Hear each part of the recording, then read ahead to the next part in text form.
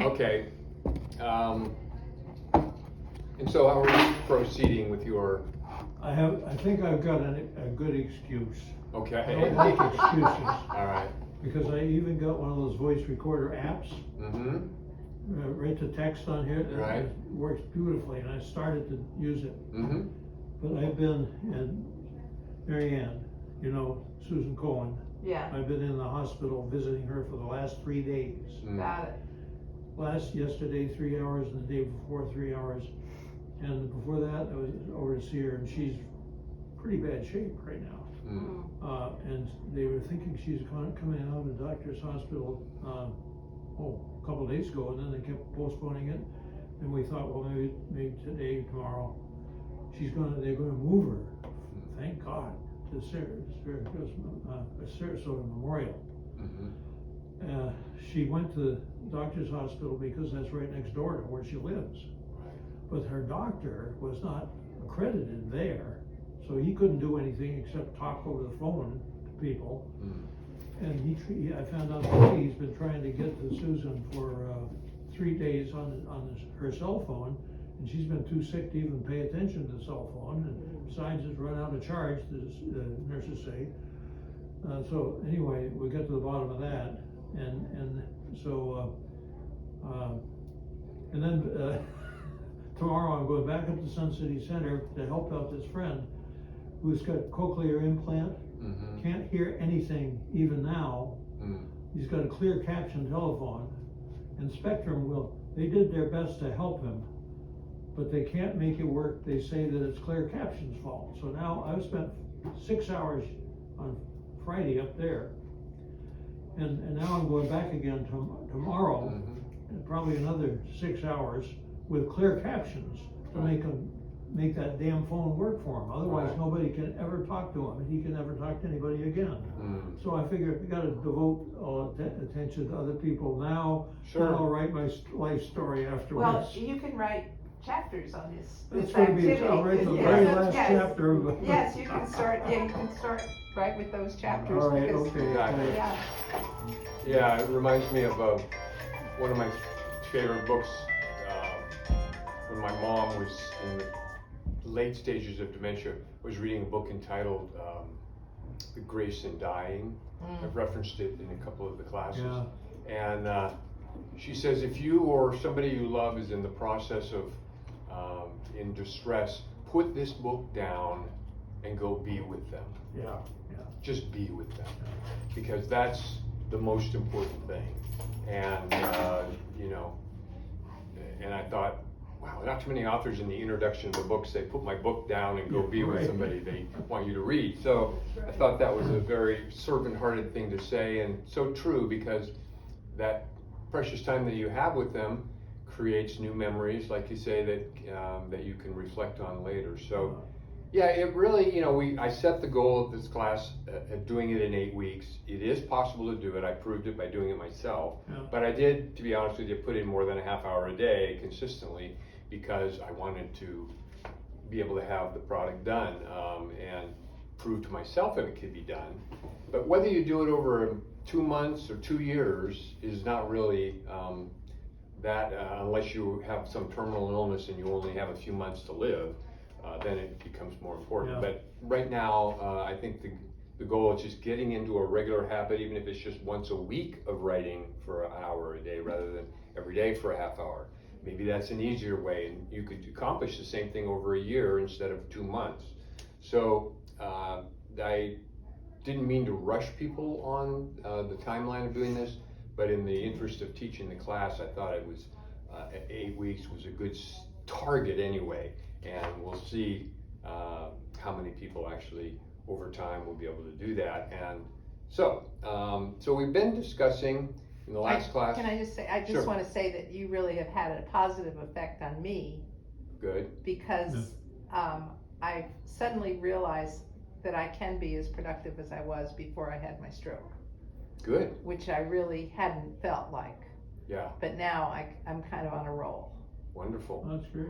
That's good. Yeah. Once you get momentum going, that'll carry you through and help complete it. So we've been talking a little bit about on writing well, just some tips from a wonderful book entitled On Writing Well by William Zinsser. And last week we covered that there are basic 4 elements in good writing, and they include clarity, simplicity, brevity, and humanity. And went into a little bit that tips on writing that it often requires rewriting a lot. So what comes out at first is probably not even going to resemble the final draft after you get done polishing it, because you're going to figure out a way to say it in less words, maybe a little punchier, a little more to the point, and less wordy. We tend to try to be wordy as to impress people sometimes about how smart we are, but when reading, people appreciate getting to the point. Like the old saying, be brief, be bright, and be gone. That, I think, holds true in writing. So this week, in week 10, one point I want to bring up is to listen to what you write. Read it out loud after you write it. You'll hear when you speak it things that you might gloss over if you're just reading it. You might hear repetition, you might hear a cliche that looked good at first, but then is a little cheesy. And people don't really need to hear cliches they've heard a million times before. They want to hear something new, something different. You'll also maybe notice any cloudiness where you didn't really get to your point. You knew what your point was, but you didn't get to it. So the author recommends replacing them with freshness and surprise. Readers love to be surprised. I mean, that's why we watch murder mysteries and things like that, because there are twists in the plot that we didn't expect, and that holds our interest to it. The same in writing. Sometimes reflecting on how you can say things a little differently in reverse sometimes, and make your point as well as saying them directly. He says there's nothing more interesting than the truth.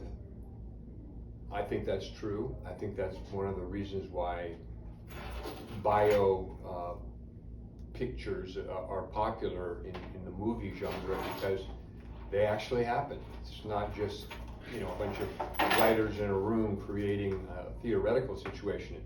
It's like the truth is stranger than fiction, like Mark Twain said. That if you've got a true story that is interesting, that's the place to start. Trust that your material will make your point rather than repeating it and explaining your point in detail. We talked about that last week. Give people credit for putting 2 and 2 together to come up with 4, rather than having to explain all of the steps to get to 4. People like that you write to them at a level where they are going to get your point without you sometimes even having to come right out and say it. Quotations add to credibility. When I write book reviews, a lot of times I will quote not only the author, but other authors that are saying similar things and reference them, because then you have this sort of choir of voices saying the same thing from a different, maybe wisdom tradition or a different perspective, and in that way it gives credibility to what you're saying if you are using third-party references to validate what you're saying. In the world of sales and marketing, this is used all the time. It's much better to have what your customers are saying about your product than what you say about it. Of course, you're going to toot your horn, but what are your customers saying? And that's where the rubber meets the road. So if you can find quotes that encapsulate your thought that you're trying to do, from history, from literature, from small children, anyone that makes your point, As same with images, quotations and images. You know, most of us put things together by our content and our images. And so images, they say, is worth 1,000 words. Sometimes a picture really adds to the point you're trying to make. And learn the skill of interviewing others.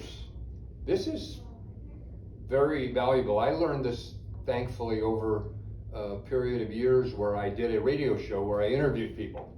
And I've learned the kind of art of interviewing, which is basically to ask more questions than pontificate yourself. You ask and wait for a response, and in doing that, you're learning from this other person, and you're illustrating a sort of beginner's mind, a humility that you may be, quote, the host of this thing or the organizer of this article, but you're willing to sit back and learn from somebody that has maybe more wisdom than you on a particular thing. Probably does, because we're all just, have certain little niches that we understand. Always be sincere and tell the story and keep it human. So that's kind of the basis of just sort of some general tips. Some specific tips on writing memoirs. I thought these were good. And number one, telling your life story is one of the strongest human urges. So it's no mistake that you're here at this class. We all have an urge to tell our story. We feel like it validates who we are and what we've been through. It allows us to, as we've talked about, go through some healing, some medicinal therapeutic effects of getting what's been festering or inside of us for maybe close to a lifetime out on the table to look at and talk about and to evaluate and maybe to resolve. And so because it's a strong urge, and I liked what he says there, the next generation tends not to be interested in our stories right now until we're gone and it's too late to write them. And I thought that was a really good point, that I'm going to give mine to my kids this Christmas, and they may sit down and read it now, but I bet you what, as soon as my last breath is gone, they're going to read it and cherish it. And I hadn't thought about that, but it's almost like it's a delayed gratification. You won't be here to see them enjoy it, but you'll know that they will cherish it later on because you've dedicated it to them and taken the time to do it. So, but I thought that was interesting. I share a lot of things with my kids about book reviews that I do on different books that are meaningful to me in the middle of life. But like Carl Jung says, what's important to us in the early part of life, by the end of life is not important, and it's vice versa too. What's important at the end of life is not really a priority when you're in the middle of the busyness of life. So you've got to wait for them to sort of catch up to be interested. So I still give them these books that impress me, and I know they're putting them in their library, and so they'll eventually get to them. But it's interesting that what you're doing is something for a future appreciation. They may or may not jump backflips because you did it right now. They may not even read it because it's just, it might prompt them to flip through and say, oh, I want to read about me. What do you think about me? Or what do you think about your ex-spouse or something like that? I had a good example of that. I spent a lot of time putting together this beautiful scrapbook for my daughter when she turned 45.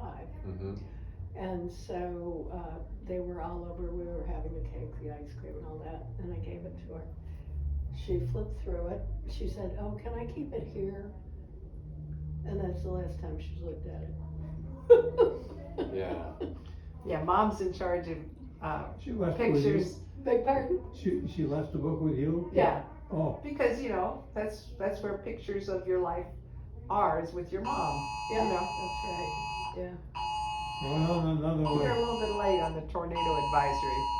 Well, it's, Same one, my same daughter weather just service. called and she said it's coming off the Gulf.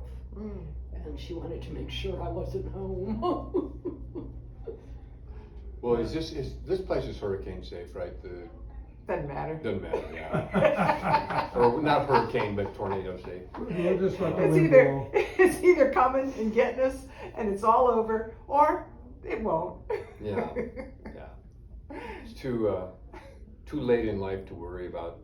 When that tornado goes by that window, I won't even be distracted. I'll be still Right. concentrating on what you're saying. The video camera will still be You running. better move away from the window. Oh, yeah. We don't wanna lose the teacher at this point, we're not done yet. I know. Well, let's see. Next point, readers do not necessarily want every detail of our life. They want the interesting chunks, the chunks that have That's, some meaning and reference to It's them. your turn, it's not, they're not calling me again.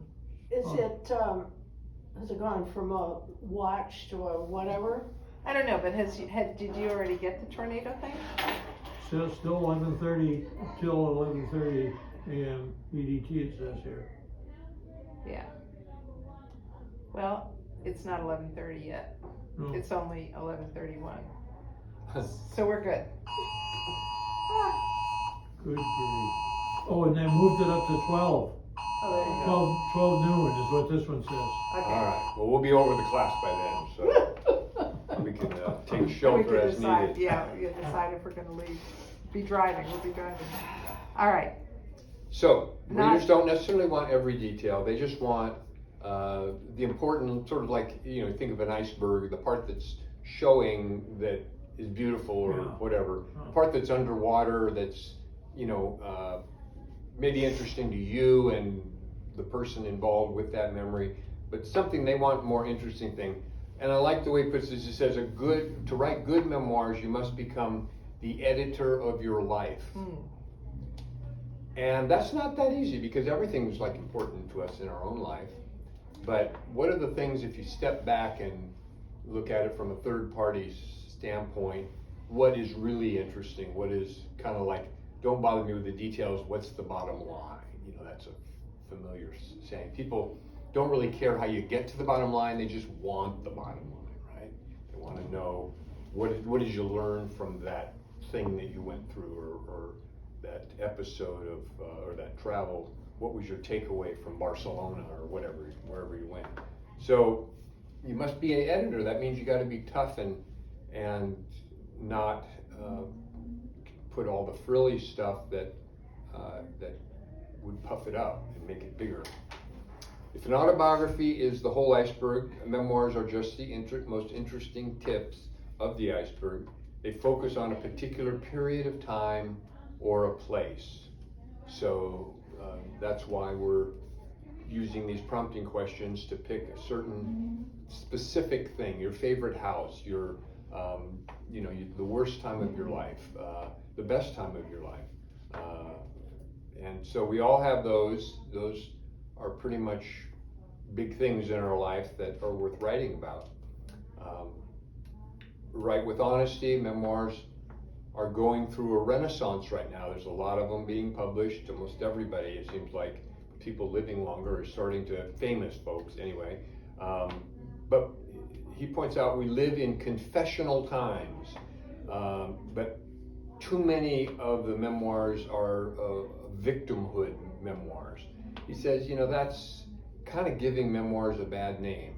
And so my takeaway from that is, don't just write about all the things that went wrong and the bad things and what you learned, but keep it balanced with some of the good things, some of the bad things, some of the things that have impacted you the most.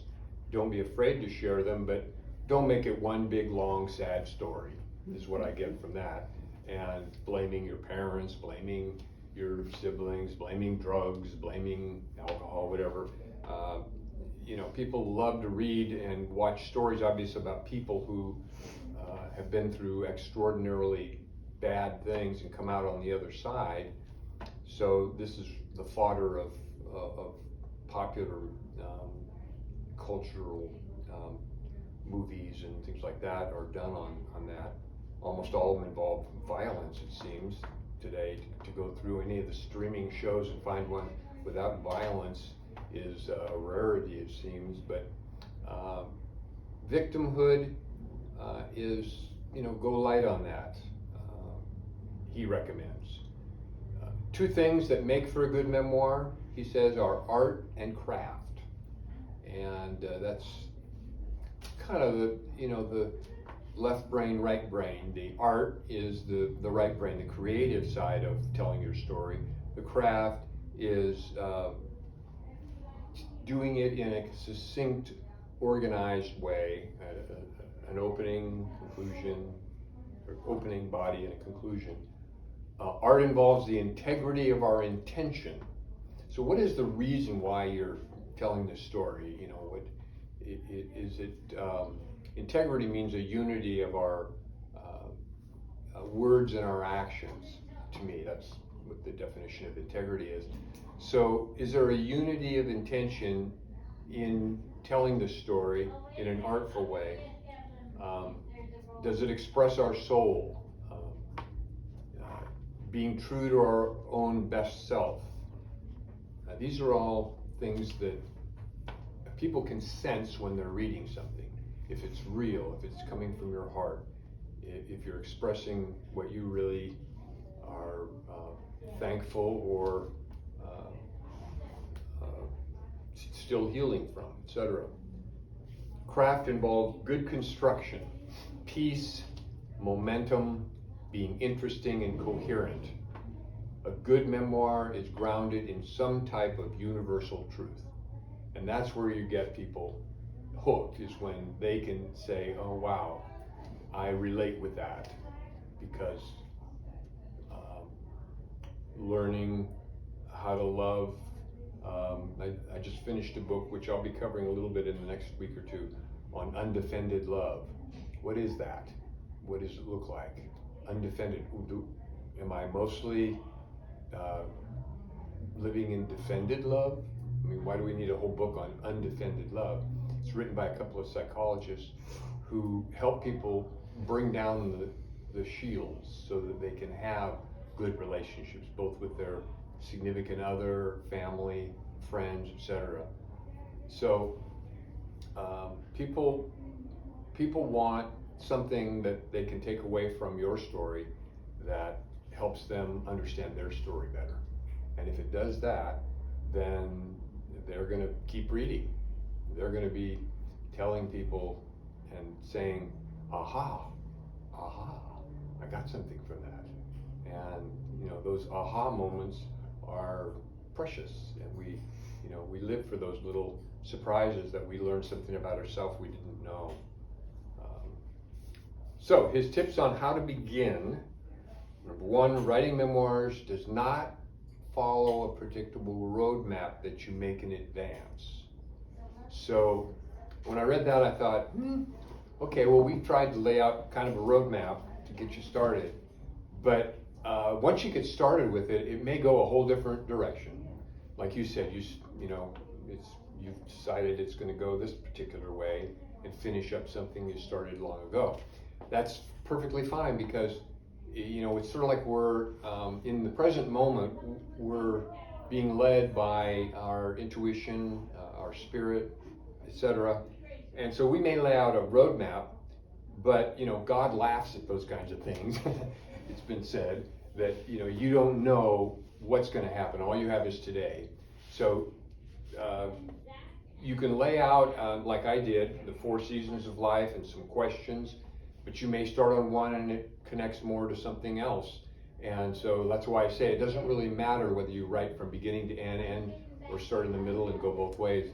It's just a matter of getting it going and being open to where it takes you. The art of writing well gradually tells you what your story is really all about.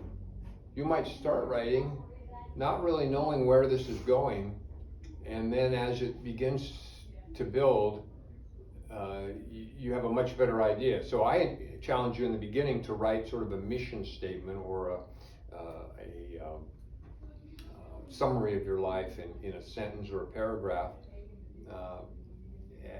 and that may change during the course of doing it to where that morphs by the end to something a little different or quite different, because like he says, your story unfolds as you tell it, and so unless you start telling it, you're never going to get to what it's about. And it's sort of a catch-22. Unless you start writing, you're not going to be able to figure it out. So choose, number 3, choose vivid memories, one episode of your life with a beginning, middle, and end. Okay, we've covered that. And that's what the prompting questions are designed to do. He points out the subconscious mind plays a big role in memoirs because one memory connects to the other. You know, and it's all like your fingers connected to the hand bone and the arm. And so once you start talking about an incident, it will remind you of maybe 10 other things, and things that that are in your unconscious or subconscious, that until you start talking about them, you won't remember right off the bat. So your subconscious, he says, plays a big role, and you know, if you new thoughts come to mind about an incident you want to write about, write it down. Just write down something that'll remind you about that memory so that you can go back to it later if you're in the middle of writing on one thing. And that way you don't lose that thought, because I find at our age, if you don't write something down, like the lawyers say, it doesn't exist. You know, it may be gone the next day forever, and you may remember it 2 years from now or whatever. Consider your writing during the first month, and we're now at 2 months, a little over 2 months, as the warm-up to help you find your voice and your style. So he considers this first month or 2 that we've started as just getting you warmed up. And if we just accomplish that and you follow through with it, then we've gotten through over the hump, that you feel confident that you can do this and that you want to do it and there's a purpose to it. So I thought that was affirming that it's not going to come out right at first. It's going to come out much better as you go back over it and over it and over it until you're sick of it, and then it'll be done. Decide what to leave out by keeping a unified theme.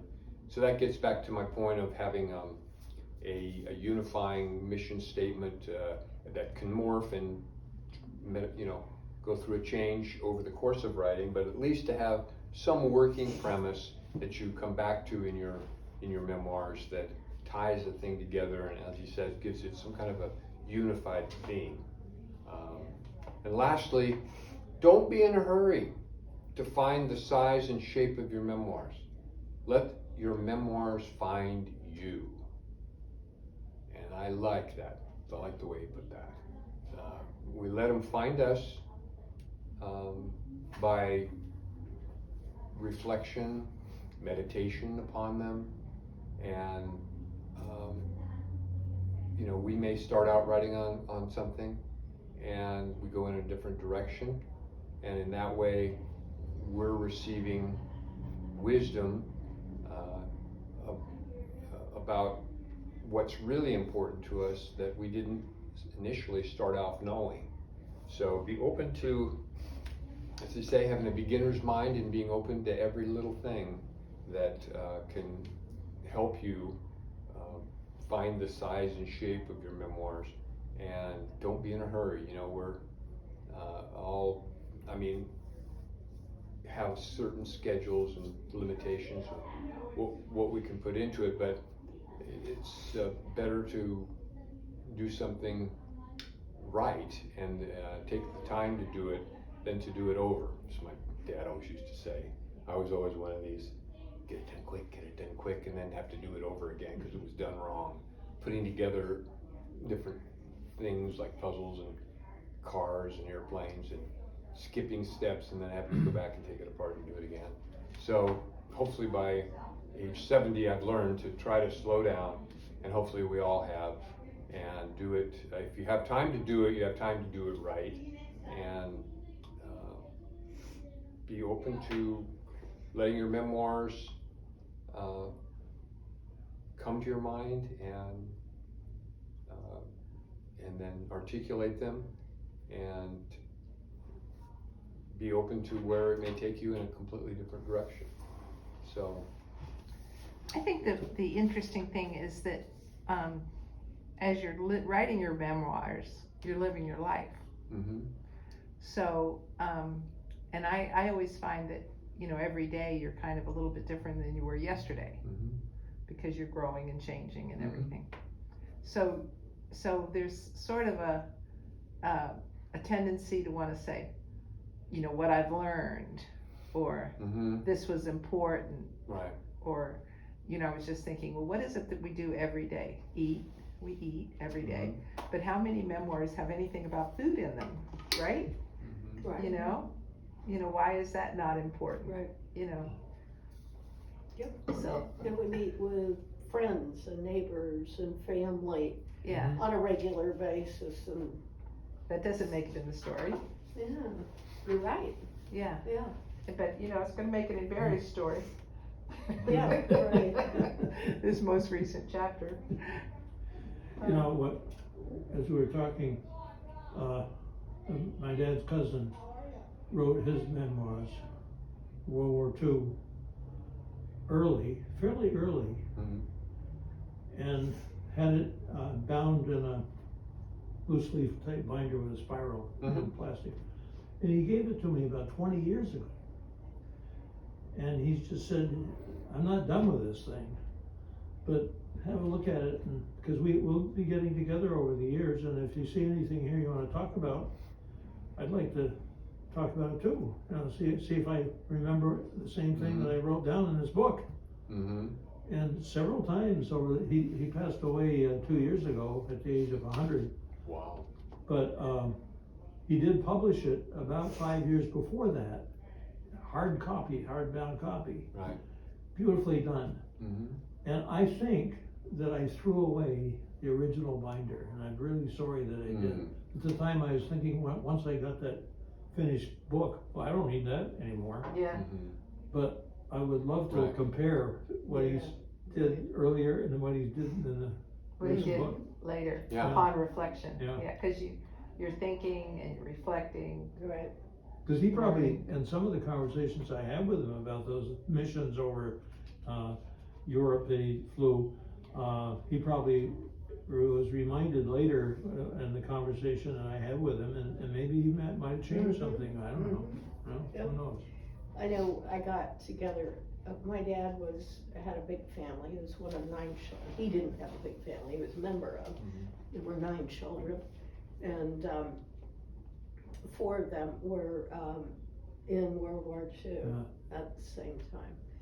And there's only, the youngest is still alive, my Aunt Jane, and she is beginning to have dementia issues. But about, I don't know, 10 years ago or so, I had 27 first cousins. So 5 or 6 of us Wow. got together and took, actually there were 2 blood aunts and 1 in-law aunt out to lunch. And I had a tape recorder, and we asked them questions about growing up and all Oh, that was good. Oh, And, yeah. I remember because it's very dear to me, I guess, World War II memories. You know, I think of my poor grandmother who had 4 sons overseas. Mm. And it turns out that the youngest was on the Indianapolis when it was torpedoed. Oh, wow. They were the ones that were carrying the bomb, Yeah. and he lost his life. Oh, gee. And so connected with that, one aunt said, she said, during the war, how you found out whether you were, someone was missing in action or whatever, was delivered by telegram Yes. from the war office. Mhm. And she said, the man that delivered the telegrams rode a bicycle because it's a small town, and gas was rationed at the time also. And she said, whenever, and she knew him by name, whenever William or whatever would start down our street, we just lived in fear that he was going to turn Yeah. into our house. Mm. And one day he did. Oh, God. And she said, I was outside and I saw him. And she said, I didn't even go home. I went to the next door neighbors and I stayed there all day because I didn't want to know why he had come. Mm. Yeah. So that was so good, you know, if you get the opportunity to that. talk with someone older and you wonder about what it was like, it's good to do that. And also to, I mean, I took notes and then I typed it all up and I sent it out to all the cousins, you know, of our conversation. But to have it tape recorded too for posterity. Gonna find a tape recorder to play it on now. Oh, yeah. Yeah, that is a problem. Yeah. All right, well, I don't know what to say what time it is. Oh, it's almost lunchtime. I guess So- we have to go out into the tornado field. Yeah, Well, yeah, it's well, supposed to that's, be over at noon, isn't it? pardon me? Yeah. It's supposed to be over at noon, Yeah. so that's good. All right, anybody want to add anything last minute? Pretty good. I was gonna ask you, if you, on March the 20th, which is a Monday, I'm gonna do you might wanna come too, you might wanna, or you might be coming too anyway. But at my church, we're gonna do a vernal equinox celebration, which we've never done before. And so we'll be celebrating Earth. Is that next Sunday or? No, Sunday? Monday. It's Monday. Next Monday. Today's the 13th. Oh, next Monday? Oh, are you gonna be in Atlanta? No, No, not no, I'll Atlanta. be here, and then the following week I'll be So it's gonna be on the 20th, gone. Okay? and I wanted to have people bring instruments. Oh, And okay. so I would love it if you would play a piece in the middle. Oh, sure. Okay, that'd Just, be great. in the old time, in fact, I've been playing around at some of the different coffee houses and, restaurants as I'm feeling better and better with my recovery. And tonight I think I'm gonna play at a little pizza place, and Yeah. tomorrow night maybe at a little tea house called the Elixir. Yeah, they have these open mics, and so it's fun.